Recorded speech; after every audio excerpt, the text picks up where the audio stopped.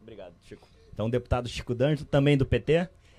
A gente conversava ontem ao telefone, deputado, e você me falava que o estudo do IPEA, na verdade que eles chamam de nota técnica, divulgado pelo IPEA no dia 17 de junho, 17 agora desse mês, pode ter tido alguma mobilização de votos, de deputados mudando de votos.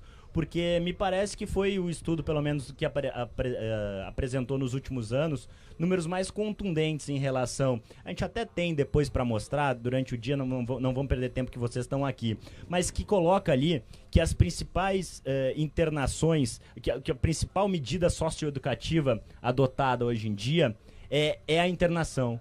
Mais de 67% é a internação em relação a outras medidas socioeducativas. Essa pesquisa do IPEA teve alguma força, pode ter alguma força dentro do Congresso Nacional? Sem dúvida. O que o Molon colocou, eu acho que é o que está ocorrendo hoje. Eu acho que tem uma parcela expressiva de deputados, e vários falaram comigo nos últimos dias, que não tem posição. Eles, no começo, até estavam mais propensos a votar a favor da redução da maioridade, mas à luz da emoção, do oba-oba que foi criado na Câmara, à medida em que uma série de debates começou-se a ocorrer no Brasil todo. E os dados são muito claros, objetivos, em todas as áreas.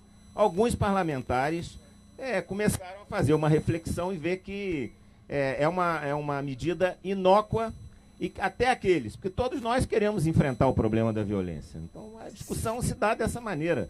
Só que a forma como se está trabalhando o tema aqui nessa casa tem medidas que são para melhor, tem medidas que são inócuas e tem medidas que são para pior. Essa medida, ela não é nem inócua nem melhor, ela piora. Os dados mostram muito claramente. Então, qualquer parlamentar que tenha bom senso, os números da Unicef, os números da Fundação Getúlio Vargas, todos eles muito claramente mostram que o sistema prisional nosso, superlotado como está, com a lógica de, em vez de se trabalhar medidas socioeducativas, se trabalhar com a prisão nesse sistema prisional nosso superlotado, com mais de 500 mil presos, na verdade, aquilo ali é a escola do crime. Então, é uma medida completamente sem sentido. Hoje, os números mostram 47% dos adolescentes infratores que vão para o sistema prisional, os jovens que vão para o sistema prisional, 47% reincidem nas medidas, nas iniciativas criminosas. E 17 que vão para as medidas socioeducativas, não ocorre a incidência. É um dado muito claro, muito objetivo. Então, quem quer combater a violência não vai para uma coisa que piora o cenário. Certo. E deixa eu saber, deputado, o Molon estava confiante, se mostrou bem confiante em relação à vitória na votação de hoje ou nos próximos dias. Eu não diria, deixa eu só te corrigir, eu não diria confiante, eu diria esperançoso. Né? Não temos certeza, mas estamos sentindo que estamos crescendo. Né? A gente sente que o movimento da gente vem crescendo e que tem chance de evitar a vitória deles. E tem, né? Tem. É a sua impressão também? Acho que a parcela considerável de parlamentares que estavam em dúvida, avaliando o que era mais correto, eu acho que esses parlamentares, nos últimos dias, vieram para cá. Acho que é essa a minha lógica. Por isso que o Molon corretamente coloca. Acho que vai ser voto a voto, mas eu estava meio desanimado umas 2 semanas atrás. De 2 semanas para cá, eu acho que a interferência de várias instituições de respeito, de credibilidade na sociedade, de várias... OAB, CNBB, Fundação Getúlio Vargas, ontem, por exemplo, estive na Fundação, a Unicef, enfim. Órgãos ligados à saúde pública, que mostram movimentos sociais, né, no geral, né? Movimento sindical, movimentos sociais, eu acho que vem num crescendo, a sociedade vem se mobilizando, e alguns parlamentares estavam, como eu coloquei no começo, no oba-oba, no oba-oba que foi criado por alguns segmentos completamente, com propostas irresponsáveis até. Ontem lá na Fundação eu pude ver um advogado que coordena o setor jurídico lá dizer que questionar, Molon, até a constitucionalidade disso, porque fere cláusulas pétreas, enfim, é um absurdo completo. Então, qualquer pessoa que, à luz de um debate sério, considera essa medida, para além de tudo, inócua. Pois é. E eu queria saber do dia de vocês hoje, que pra gente contar, a gente só consegue acompanhar a maioria só aqui de fora, alguns tantos a gente recebeu agora há pouco o Kenzo do Movimento Amanhecer, que tem um habeas corpus para entrar no plenário, que conseguiu junto à Justiça. Queria saber como é que é o dia de vocês hoje. Tem reunião de liderança, tem reunião da bancada. Como é que é o dia de vocês para chegar às 2, às 4 da tarde para começar a sessão? Olha, a bancada nossa tem iniciativas as mais diferenciadas, né? Acho que hoje vai ser um dia intenso, e para essa iniciativa de vocês aqui, a gente já começa de manhã, muito importante. Hoje já falei com alguns órgãos de imprensa de interior do Estado, enfim. E acho que durante o dia, o plenário, a presença de vocês aqui e a mobilização que a gente está sentindo que vai ocorrer aqui em Brasília, em rede social, não só presencial, mas em rede social, acho que é fundamental as pessoas mandarem e-mails e ligarem para o gabinete dos parlamentares dos seus estados. A gente está falando isso aqui o dia inteiro ligar hoje. E questionar o parlamentar, com dados, com números. Olha, deputado, esse é um equívoco, essa é uma medida, uma votação importante para o país. Os órgãos mundiais todos que trabalham... Hoje é uma tendência no mundo, ao contrário, nós vamos marchar num retrocesso. Quer dizer, hoje todos os países estão discutindo e tendo uma posição contrária. Apesar dessa casa vem tendo, como o Molon bem colocou, medidas de retirada de direitos, essa é uma questão tão fundamental, importante, que diz respeito à vida da juventude brasileira, que a gente tem que barrar essa medida hoje, de qualquer maneira, aqui na Câmara dos Deputados. Então, seguinte, hein? Você que está em casa, hoje o dia é um dia especial, um dia histórico em Brasília, por que não dizer no Brasil todo? Então você mobilize seus amigos, sua família, vamos aí no Twitter, no Facebook, no Instagram, entra aí, fala com o seu deputado, com o seu senador, vamos pressionar, correto, mano? Vamos lá. Eu queria saber do procedimento da sessão em si, então, já que vocês falam que tem esse dia, a bancada do PT praticamente toda fechada, mas a sessão, conta pra gente que hoje a gente vai ter um telão aqui, a gente vai colocar um telão para acompanhar pela TV Câmara toda a sessão. Queria que vocês explicassem para muita gente que estava recebendo meninas aqui de 16 anos, secundaristas, que estavam ansiosas também aí para ver a sessão. Explica pra gente como é que ocorre a sessão da votação de uma PEC como essa. Primeiro, ela não vai começar às 2 horas. Às 2 horas abre o painel para registrar a presença. Certo. E começam os deputados a registrar a presença. Normalmente as sessões começam, na melhor das hipóteses, às 16, na pior às 17, 17h30. Então eu acredito que o debate da matéria em si vai começar lá pelas 17 horas. O debate do tema. Antes disso, provavelmente, uma reunião do Colégio de Líderes vai estabelecer o procedimento de votação. Vai decidir como é que vai ser o encaminhamento da votação. E quais são as possibilidades nesse sentido, de como será feita a votação? Você já falou que estava preocupado com isso. Normalmente, o que seria razoável seria a apresentação do texto pelo relator, a leitura do parecer pelo relator da tribuna. Em seguida, abre-se a discussão da matéria. Então, os inscritos para discutem a matéria, fazem as suas ponderações. E há um limite nesse caso? Normalmente, em tese não, poderiam discutir 200 parlamentares, mas normalmente aqueles que têm maioria aprovam um requerimento para que seja encerrada a discussão com 10 inscritos. Então provavelmente haverá 5 de cada lado falando, e aí em seguida vota-se a matéria principal, ressalvados os destaques. Então, por exemplo, podem ser apresentados destaques tirando vários crimes dali, não é? Então, se a matéria for aprovada, coisa que eu espero que não aconteça, depois votam-se em separado os destaques. Porque a matéria aprovada foi apenas aquela que não estava destacada. Só essa foi votada. A outra vai ser votada, cada destaque tem que ser votado individualmente.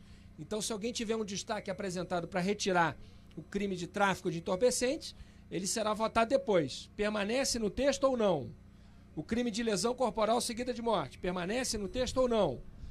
O dispositivo que diz que vai ser em estabelecimento separado, que está lá, mas não vai ser cumprido. Pois é, nós sabemos. Esse é um outro bom... Nós conhecemos a realidade do sistema penitenciário. Em tese, não deveria ter você ter um cara que tem 30 homicídios cumprindo pena com alguém que furtou um som de um carro. Mas tem.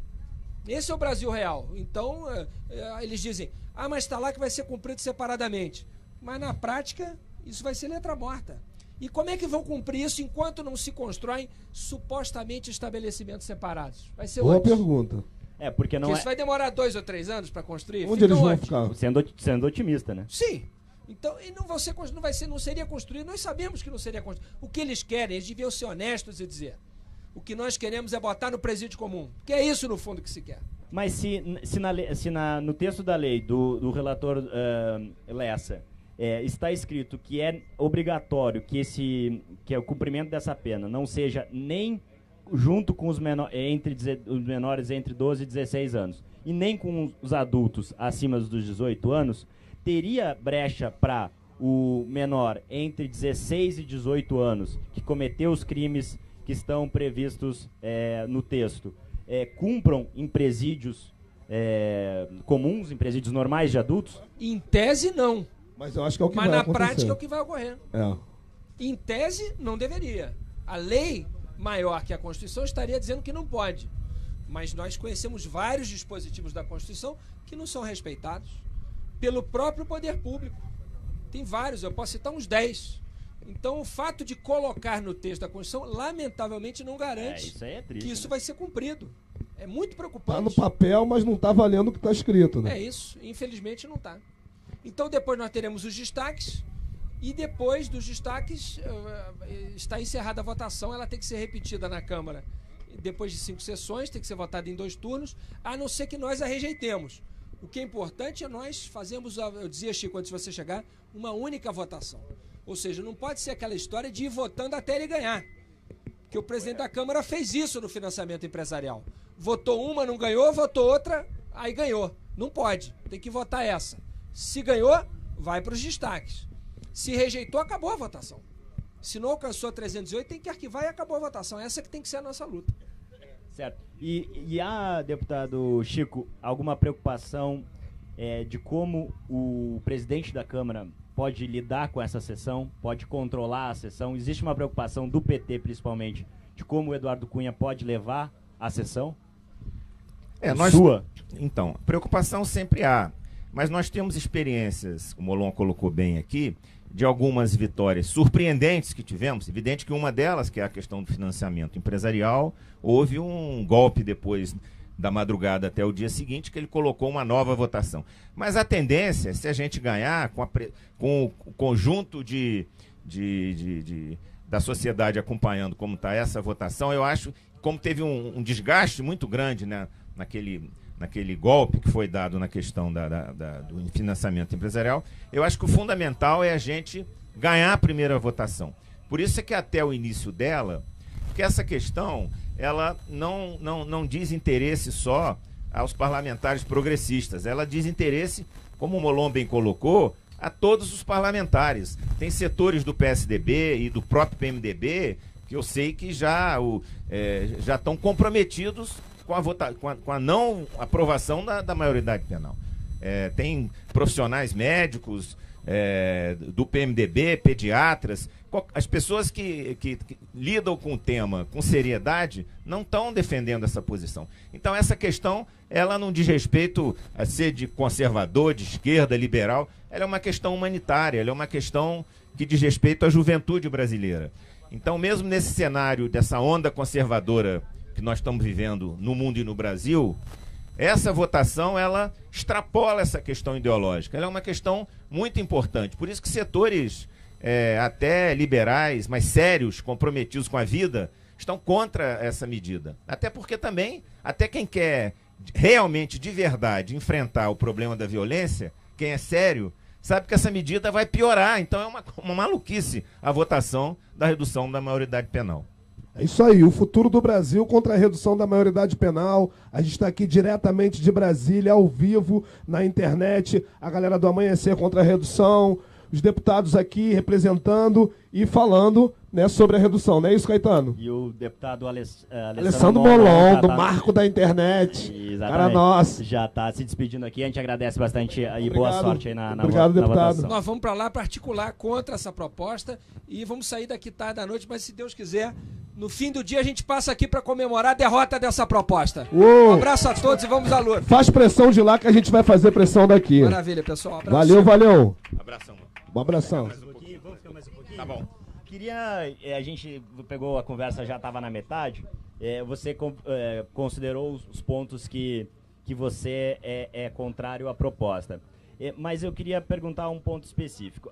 No texto do deputado Laerte Lessa, ele coloca que a redução da maioridade penal vem justamente de um entendimento, existe inclusive o texto que sai da CCJ, é muito claro nesse sentido, de que a mudança no texto da lei é porque hoje em dia o jovem, já 8 décadas depois do Código Penal brasileiro, tem mais informação, tem mais discernimento, usam-se essas palavras muitas vezes em todo o processo dessa lei, a questão do discernimento do jovem, se ele está capaz ou não de perceber o que é o lícito, o ilícito, o legal e ilegal. E a pergunta que eu lhe faço, deputado, a questão do discernimento é de fato uma questão relevante nessa discussão? Porque o que eu quero perguntar, na verdade, é um argumento para se usar ou, na verdade, tem muitos outros interesses envolvidos na questão da redução e o discernimento é colocado assim como o mínimo ou aquilo que pode cair melhor no ouvido de boa parte dos brasileiros? Na verdade, esse argumento é um falso argumento. Qualquer estudioso da evolução da juventude, do período de formação do jovem, sabe que esse é um período, sobre todos os aspectos, eu sou médico, sobre o aspecto físico, sobre o aspecto emocional, sobre o aspecto até filosófico de formação de opinião, é um período da vida da pessoa, a juventude, que a pessoa está se formando, os seus valores, os seus princípios, as questões relativas à sua formação antes da juventude, na sua infância, a sua escola, isso tudo é um período de vida, não é à toa que o jovem que comete algum delito e que vai para um local que tem uma formação socioeducativa, ele só 17 reincide. E quem vai para o sistema prisional, 47% reincide porque é um período da vida, então é uma falácia essa argumentação do deputado. A gente sabe que hoje, se fizermos uma pesquisa na sociedade, mais de 80% da população aprova a maioridade da... A última pesquisa do Datafolha dá 87%. Então, 87%. Mas quando você começa a fazer um debate sério com essas pessoas, à luz dos dados, à luz das informações, as pessoas que estão com essa opinião, por essa desinformação de informações, elas mudam de opinião. Agora, as pessoas que estão mal intencionadas e que querem, na verdade, criminalizar a juventude, essas, independente dos números, sejam números mundiais, sejam números da Unicef, sejam números da Organização Mundial de Saúde, sejam números da OAB, enfim, da sociedade civil como um todo, não muda de opinião, porque a questão delas não diz respeito, nem enfrentar a questão da violência, porque se fosse até, ela mudaria de opinião. É, na verdade, uma visão de mundo de criminalizar e descriminalizar, principalmente a juventude pobre, negra e mais sofrida da população brasileira.